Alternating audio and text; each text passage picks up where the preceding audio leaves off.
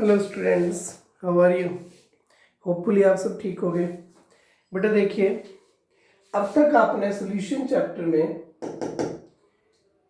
जो स्टडी की है वो मैं टॉपिक्स एक बार बता दे रहा हूँ। Topic discussed so far in this chapter.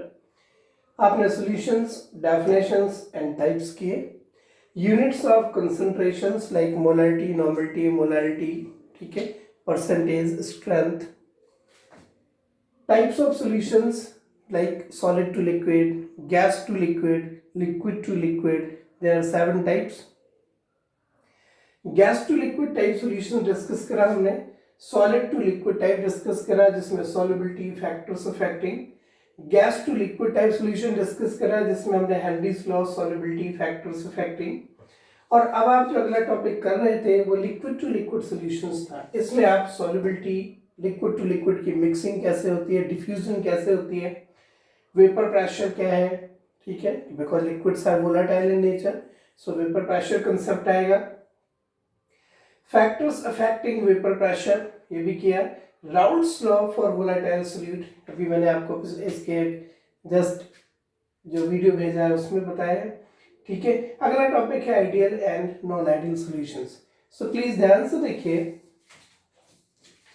Liquid to liquid solutions में जो आपने राउल्ट्स लॉ डिस्कस किया है, Raoult's law for volatile solutes, that is the liquid to liquid solutions, look at a glance and then we'll discuss ideal non ideal type of solutions. बेटा please ध्यान दीजिए, मैंने आपको बताया था कि जब कभी कोई दो लिक्विड, जैसे कोई liquid A, liquid B mix up होकर के एक सॉल्यूशन बनाएंगे, लिक्विड ए में जो इंटरेक्शन फोर्सेस होंगे type of A, liquid B में जो इंटरेक्शन फोर्सेस होंगे type of B and B, और जब ये आपस में मिक्सअप होंगे तो मिक्सअप होकर के जो नए इंटरेक्शन फोर्सेस जनरेट होंगे वो होंगे ए और बी। ये दोनों लिक्विड आपस में डिफ्यूज्ड होंगे। मैंने कहा था सपोज लिक्विड ए जब प्योर स्टेट में हो, इसका वेपर प्रेशर है पी नॉट ए, ठीक है,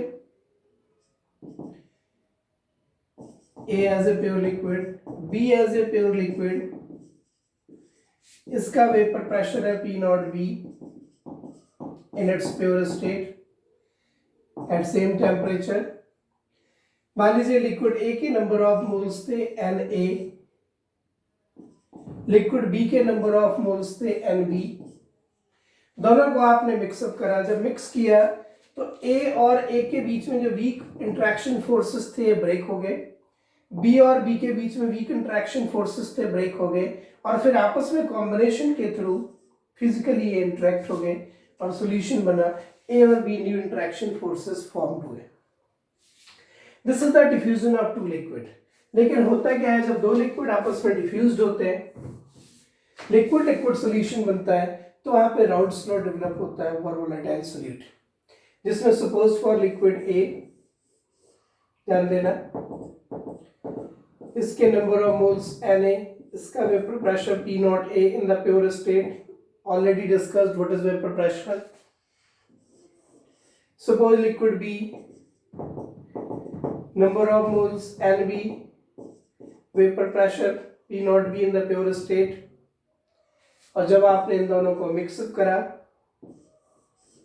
we get a solution of AB, total moles हो गए Na plus NB, ठीक है, और इनकी जो वेपर्स होंगी, अब ये प्योर वेपर्स नहीं है ना ही प्योर लिक्विड है, लिक्विड के मिक्सचर की वेपर बनेंगी अब किसी पर्टिकुलर टेम्परेचर वही है सभी में same.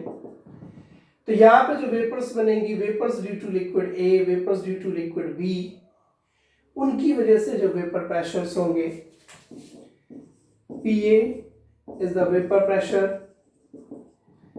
Due to liquid A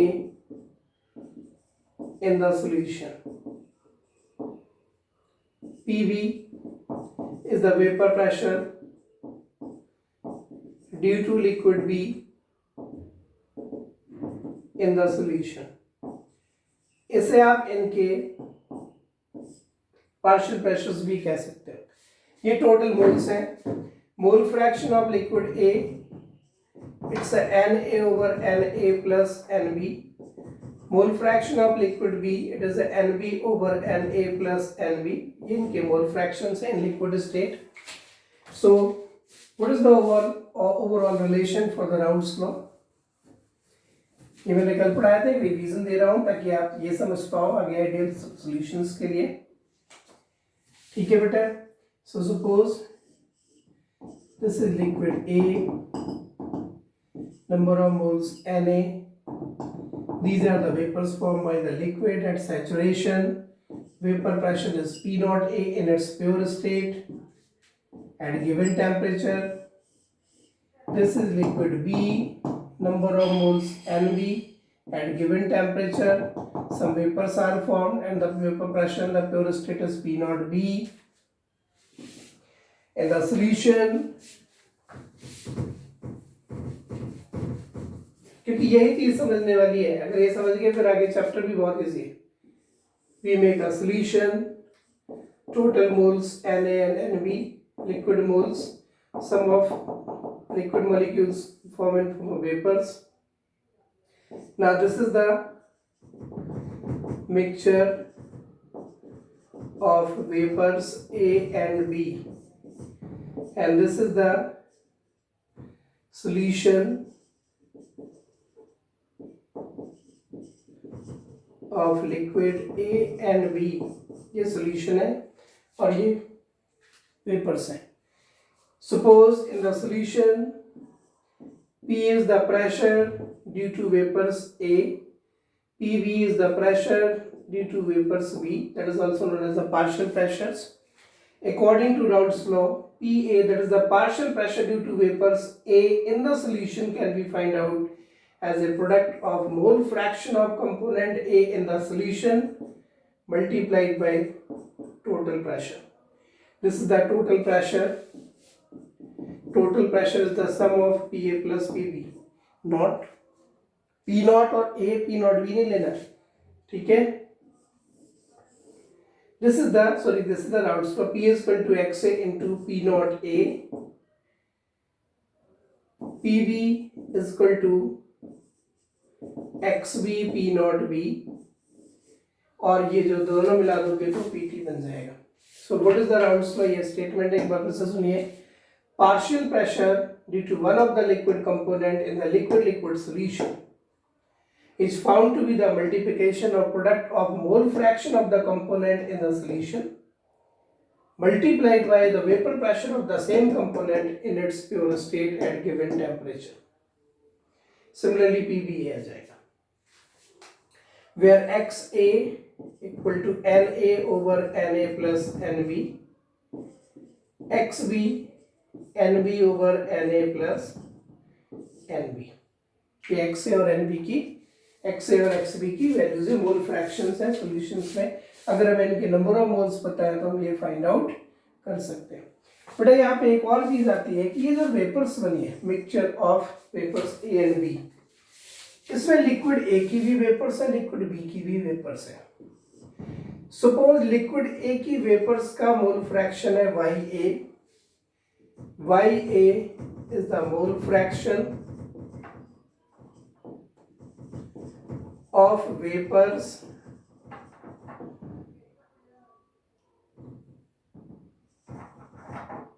due to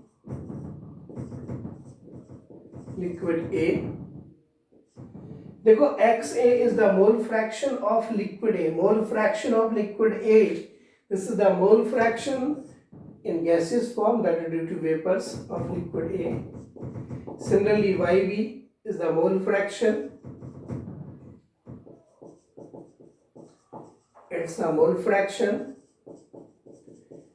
of vapors due to liquid B.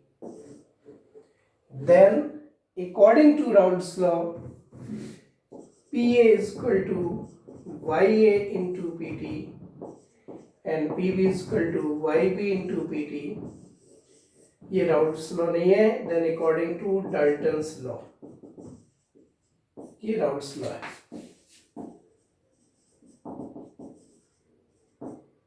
एक बार फिर से देखिए.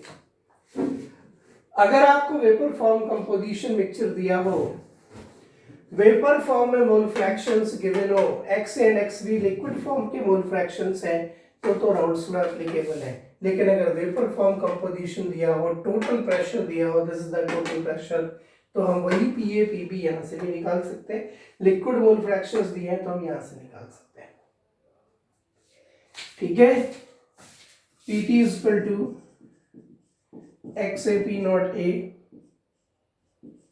X B P not B, this is the PT, total pressure, where sum of the mole fractions always equal to 1। कभी भी आपको किसी भी mixture में उनके कंपोनेंट्स के मोल फ्रैक्शंस का सम पूछा जाए तो हमेशा 1 होता है।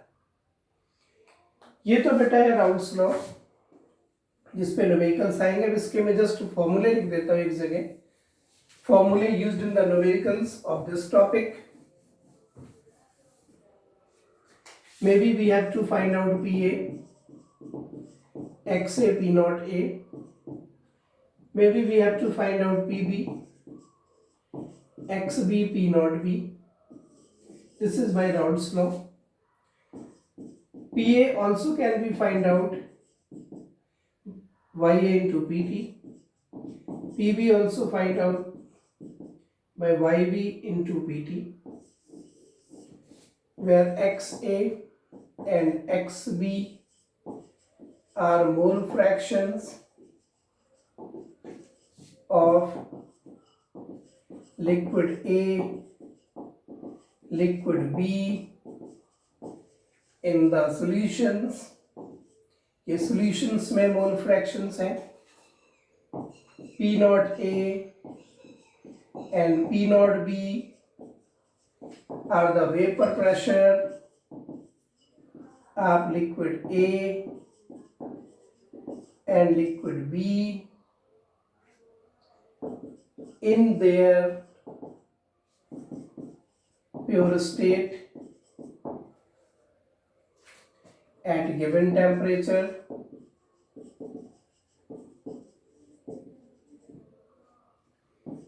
YA and YB are mole fraction of vapors A and vapors B in the vapor mixture of A and B। ठीक है, PA and PB are partial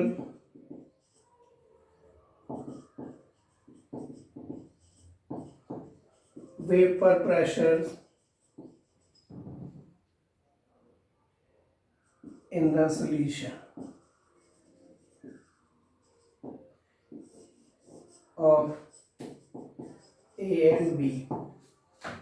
अगर हमें ये सिंबल्स पता हो तो इन फॉर्मूले को अप्लाई करके चाहे PA निकालना हो, अगर गैसेस फॉर्म में दिए तो ये भी लगा सकते हो।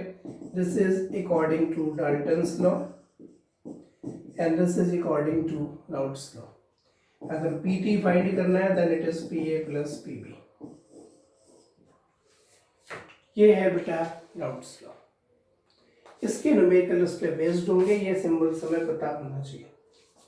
ठीक है, नाउ सी ग्राफिकली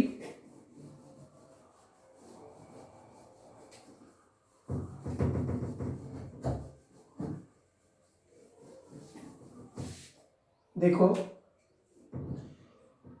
अगर हमारे पास ये ग्राफ है, this point indicate for liquid A, this is for liquid B, ये दो एक्सिस हैं। Suppose you have pure liquid, this is for pure liquid A, but अगर liquid pure है then mole fraction of liquid component A is 1, क्योंकि pure है। XB 0 हो जाएंगे, this is the mole fraction, sum तो 1 ही रहा ना। इसका लिक्विड ए का suppose vapour pressure P not A ये है। मान लीजिए जो लिक्विड बी है वो कम वोलाटाइल है तो उसका वेपर प्रेशर थोड़ा कम रख लिया, और इसके लिए एक्स बी 1 है और एक्स ए 0 है। डेफिनेटली हम इस सोल्यूशन में बी ऐड कर रहे हैं। ए की वजह से वेपर प्रेशर ये है, जैसे जैसे लिक्विड ए में लिक्विड बी डालोगे, अगर आप लिक्विड ए में लिक्विड बी ऐड करना शुरू करोगे तो बी की वजह से वेपर प्रेशर बढ़ेगा और ए की वजह से वेपर प्रेशर कम होगा, क्योंकि बी का फ्रैक्शन बढ़ रहा है, बी की अमाउंट बढ़ रही है। तो होगा क्या, जब ए में बी डालना शुरू करेंगे तो ए की वजह से वेपर प्रेशर कम होगा according to this relation, B की वजह से वेपर प्रेशर बढ़ना शुरू करेगा अकॉर्डिंग टू दिस रिलेशन, और ये जो लाइन होगी दोनों को मिलाने वाली, this will give you the PT total pressure which is the sum of PA plus PB. ठीक है, राउल्ट्स लॉ ग्राफ। कई बार बेटा एक क्वेश्चन आ जाता है, compare Raoult's law and Henry's law. देखो वैसे तो इनका कोई कंपैरिजन नहीं है। जो ये राउल्ट्स लॉ है, it is for liquid to liquid solutions, it is for gas to liquid solution. Liquid to liquid solution में एक लिक्विड एज ए सोल्यूट है, सोल्यूट का मतलब है कि ये वोलाटाइल सोल्यूट है। यहां कंपैरिजन बनता है, इसमें सोल्यूट गैस है और ये भी तो वोलाटाइल है, जबकि सॉल्वेंट दोनों में ही लिक्विड है। तो इन्होंने कंपेयर करने की कोशिश की। इन्होंने कहा according to Raoult's law partial pressure due to vapours of one component in the solution, suppose A, it can be found out as the mole fraction into vapor pressure of the same component in its pure state. ये जो बेटा P naught A है, it is constant for a given liquid at given temperature. It depends upon the nature of liquid. इसका मतलब ये हुआ कि जो पार्शियल प्रेशर है किसी कंपोनेंट का वो उसके मोल फ्रैक्शन के प्रोपोर्शनल है, because P naught A is constant for the given liquid at given temperature. Vapour pressure liquid की प्रॉपर्टी है। यहां पे इन्होंने हेनरी लॉ से कंपेयर करने की कोशिश की। आपको याद होगा according to Henry law partial pressure is found to be directly proportional to the solubility of gas in terms of mole fraction. और अगर आप ये प्रोपोर्शनलिटी का साइन हटाते हो तो यहाँ पे एक कांस्टेंट आता है, that constant is known as Henry constant.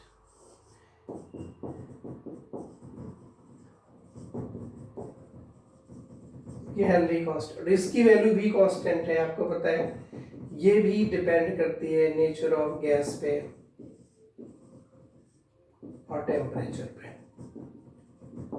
तो हम एक कंपैरिजन दे सकते हैं कि ये जो फॉर्मूला है हेनरी लॉ का वहां लगेगा जहां गैस टू लिक्विड है, गैस भी वोलेटाइल सॉल्यूट है। That means you can say Raoult's law is the special case of Henry law. If in Henry law case solute gas can be replaced by volatile solute liquid, we get a liquid to liquid solution, then we can say Henry law is a special case of Raoult's law. That means we can apply Henry law in the liquid to liquid solutions when we consider gas as a volatile solute, as liquid is volatile solute. मतलब दोनों को आप apply कर सकते हो। यहाँ पे KH, अगर आपने दोनों को सिमिलरिटी देखनी है तो KH और P नॉट A न्यूमेरिकली अगर सेम हो जाए तो ये दोनों लॉज सेम हो जाएंगे। But remember there is a quite difference, it is applicable only for gas to liquid, it is for liquid to liquid. The only similarity is this, in gas to liquid gas is a volatile, liquid to liquid, liquid is also a volatile. Expressions are also very similar. Here constant term is P naught A, which is constant for the given liquid at given temperature. And here KH is the constant term, that is the Henry constant, which is also constant for the given gas at given temperature. Okay, we can compare. Now the main question is this, कि when two liquids are mixed to form a solution, what happen? कल मैंने आपको बताया था कि जब आप दो लिक्विड को मिक्स करते हो और सॉल्यूशन बनता है, then there is the three cases. अब यहाँ थ्री केसेस में डिस्कस नहीं कर रहा, बट उसमें एक केस था we get completely mixable solution. Two other cases थे जिसमें पार्शियली मिक्सेबल और कंप्लीटली इमिक्सेबल था. ये जो बेटा कंप्लीटली मिक्सेबल सॉल्यूशंस बन रहे थे, इसके अंदर दो केस बनते हैं. One is the ideal solution, another is non-ideal solutions. हमने समझना यही है कि आइडियल और नॉन आइडियल सॉल्यूशंस होते क्या हैं. First of all be clear, there is nothing ideal. कोई भी चीज आइडियल है ही नहीं. अगर हम आइडियल सॉल्यूशंस की बात करते हैं तो इसका मतलब यह है कि जब हम किन्हीं दो चीजों को मिक्सअप करेंगे तो वो सॉल्यूशन की आइडियलिटी को मेंटेन करेंगे और क्लोज टू आइडियल होंगे. आइडियल सॉल्यूशंस का मतलब है कि किसी लिक्विड में जो ए और ए टाइप के इंटरेक्शन फोर्सेस थे, जो दूसरे किसी लिक्विड में बी और बी टाइप के इंटरेक्शन फोर्सेस थे, मिक्स करने के बाद जो ए बी टाइप के इंटरेक्शन फोर्सेस बने हों, इनको ब्रेक करने के लिए और इनके फॉर्म होने में सेम एनर्जी रिलीज होनी चाहिए. इनकी bond length before mixing after mixing same होनी चाहिए. Bond energy before mixing after mixing same होनी चाहिए. कहने का मतलब है ideal solutions are those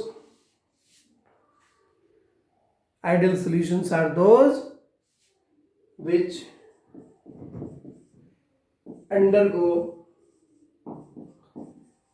no change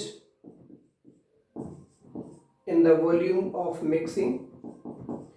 अगर मैंने 100 ml एक लिक्विड लिया है, 100 ml एक लिक्विड लिया है, दोनों को मिक्स कर दिया है, तो ये 200 ही होना चाहिए. 200 से कम या 200 से ज़्यादा नहीं होना चाहिए. मतलब total volume before mixing is 200, after mixing also should be 200. It is happen only when interaction forces before and after should be same. Bond length between the liquid molecules before and after diffusion or mixing should be same. मतलब कोई भी solution ideal solution कहलाएगा अगर volume change zero है. कोई भी solution ideal solution होगा अगर हीट ऑफ मिक्सिंग जीरो है. जितनी आपने हीट दी होगी बॉन्ड्स को ब्रेक करने के लिए, उतनी ही हीट रिलीज होनी चाहिए. These are the ideal solutions. Ideal solution की एक बहुत ही बेसिक डेफिनेशन आपको समझाता हूं एक लाइन में. Those solutions are said to be ideal solutions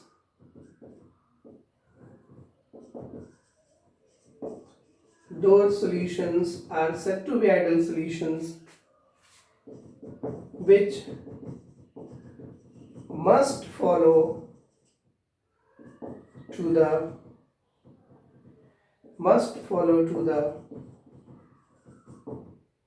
Raoult's law of volatile solute at all conditions. ऐसे सॉल्यूशन जो किसी भी कंडीशंस पर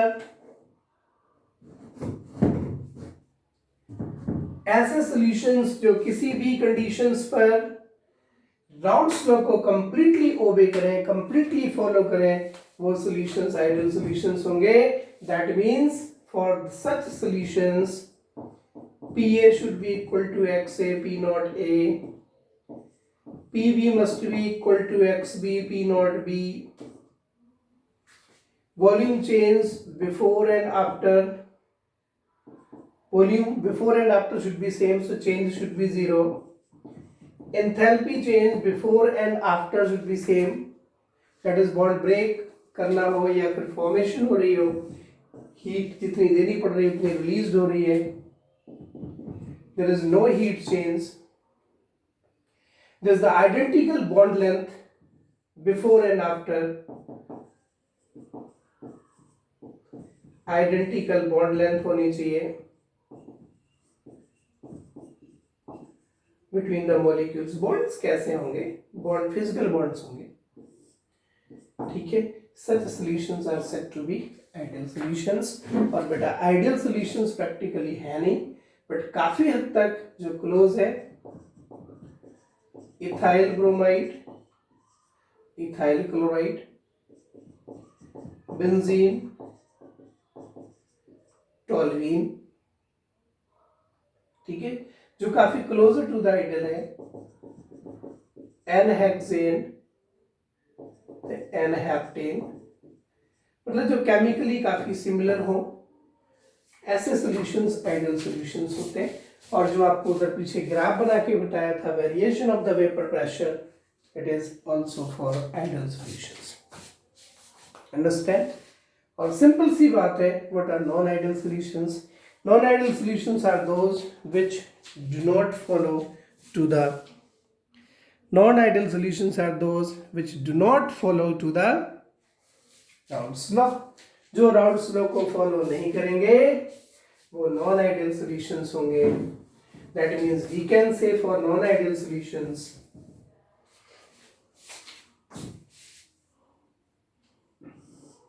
इसमें जो दूसरा केस बनता है, non ideal solutions are those which do not follow to the Raoult's law at any range of conditions। इसकी सीधी सी डेफिनेशन है, which do not follow or obey to the Raoult's law of volatile solute।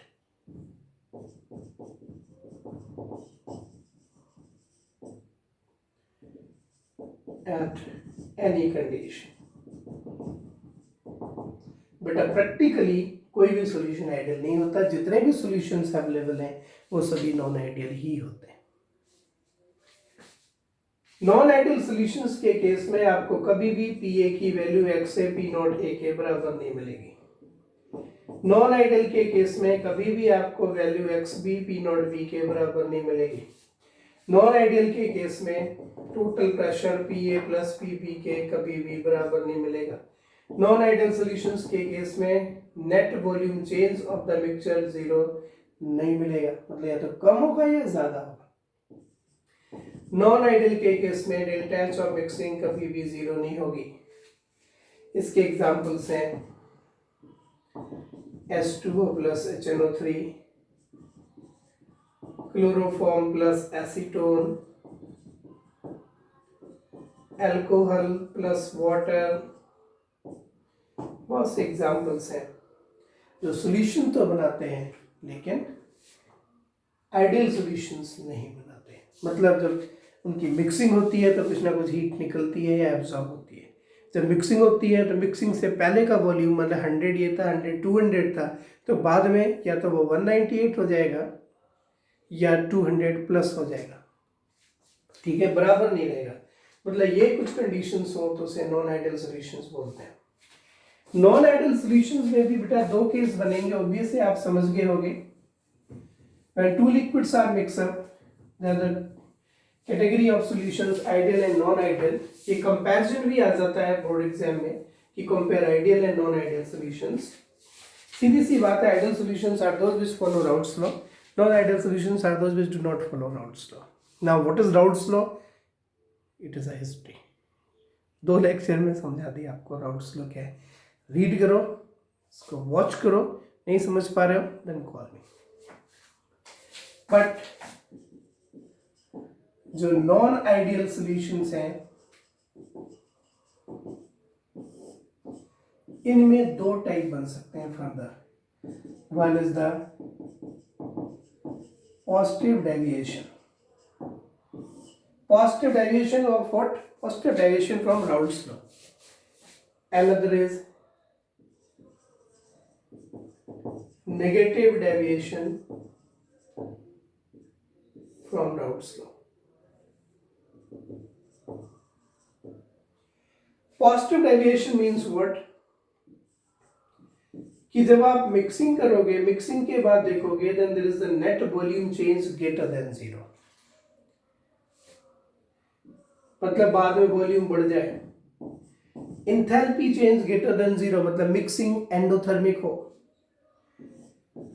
जो PA equal to XA P not A था as a Raoult's law, अब ये greater than मिल जाए। PV की value जो greater than थी XB P नॉट B equal थी, वो ग्रेटर हो जाए। जो इंट्रैक्शन फोर्सेस थे, bond energy of AA, bond energy of BB, ये ग्रेटर हो than the bond energy of AB, मतलब बॉन्ड्स को ब्रेक करने के लिए ज्यादा एनर्जी देनी पड़े, बाद में फॉर्मेशन के बाद कम एनर्जी रिलीज हो, तभी तो एंडोथर्मिक होगा। इनको ब्रेक करने के लिए ज्यादा एनर्जी दी, मिक्सिंग के बाद हमें कम एनर्जी रिलीज हुई, दैट मींस नेट एनर्जी दी गई है। Then the solutions are said to be have positive deviation from Raoult's law. Negative deviation में net mixing volume less than 0, मतलब 100 and 100 मिक्स करो तो 200 ना हो, 198 या 190, less than 200. Volume change less than 0. Delta H of mixing less than 0. PA partial pressure due to liquid A vapors is found to be less than equal to the less than that of the XA and P naught A. Raoult's law में ये बराबर होता है, XA is the mole fraction of component A in the liquid phase, P naught A is the vapor pressure of the liquid component A in its pure state, जब B में mix नहीं करा उससे पहले। PV is found to be XB, P naught B। और जो bond energies का concept है, यहाँ पे A और A के बीच जो बॉन्ड एनर्जीज हैं, बॉन्ड इंट्रैक्शंस हैं, ठीक है, ये पहले वीक होंगे लेकिन बाद में स्ट्रॉन्ग बॉन्ड्स बन जाएंगे, तभी ये एक्सोथर्मिक शो करता है और ये एंडोथर्मिक शो करता है। ग्राफिकली भी आप समझ सकते हो, ठीक है। ग्राफ कैसे हैं जरा समझिए। आपको याद होगा अभी राउल्ट्स लॉ का ग्राफ बनाया था, जो आइडियल ग्राफ था उसमें मैंने कहा था A component, B component, suppose it is P naught A, it is P naught B। मैंने कहा था अगर A में B ऐड करेंगे तो A की वजह से प्रेशर कम होगा, B की वजह से प्रेशर बढ़ेगा, and this is the total pressure. This line read PA by formula XA P naught A. This line read PB by XB P naught B, and this line give you PT. It is equal to PA plus PB. This is for Raoult's law where A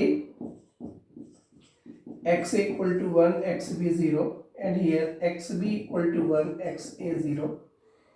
This is for Raoult's law. But for what about the positive deviation? Remember, in case of positive deviation हमने पढ़ा ये greater than होना चाहिए इससे, मतलब positive deviation के लिए graph ऐसे आएगा, इस लाइन से ऊपर।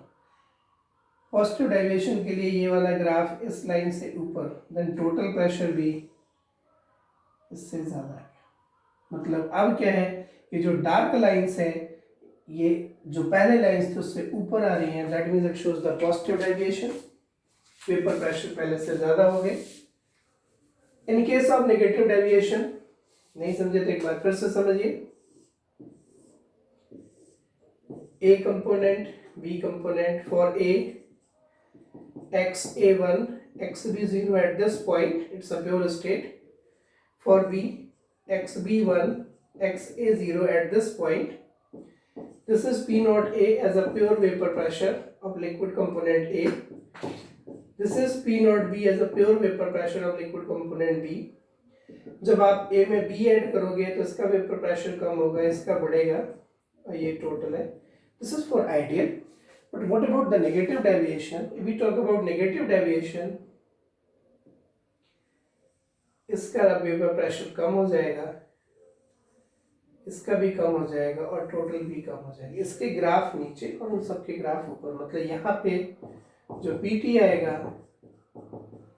पीए प्लस पीबी से कम आएगा, जो पीए आएगा x A P not a से कम आएगा, जो पीबी आएगा वो x A P not be से लेस आएगा।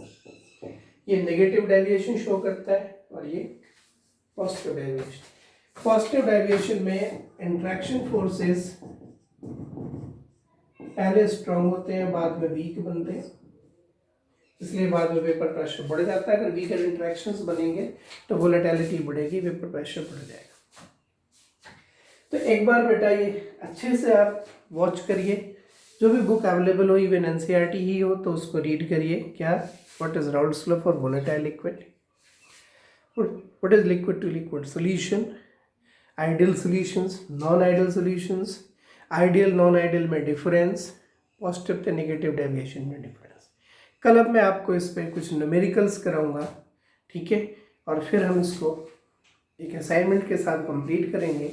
और इस टॉपिक के बाद मैं टेस्ट ले सकता हूँ, मतलब आप ये मान लीजिए कि आज ट्यूसडे है, ठीक है, आज तक जो हमने पढ़ा है उसका टेस्ट हो सकता है आपका, आज डेट भी 28 है, मतलब आप ये मान के चलिए 1 अप्रैल 1 मई को हम टेस्ट रख रहे हैं। इसका सब्जेक्टिव टेस्ट लेंगे पहले। यहाँ तक अभी आपको मैंने ये दिया है, ये पढ़ो, कल न्यूमेरिकल्स करा दूंगा, वो कर लेना। परसों अगर कोई प्रॉब्लम डाउट्स है तो वो टॉपिक मुझे बोल देना, मैं वो टॉपिक डिस्कस कर दूंगा, हम इसका फिर टेस्ट लेंगे। ओके, तब तक आप इसको पढ़िए, रिवाइज करिए, but please be sincere, must watch and the video and must read the book and do homework. इसका कोई होमवर्क नहीं है, मैं रीडिंग होमवर्क दे रहा हूँ, कर रहा हूँ, बार बार वॉच करना। न्यूमेरिकल्स अगर आपके पास हैं तो आप ट्राई कर सकते हैं। ओके बेटा, टिल देन थैंक यू।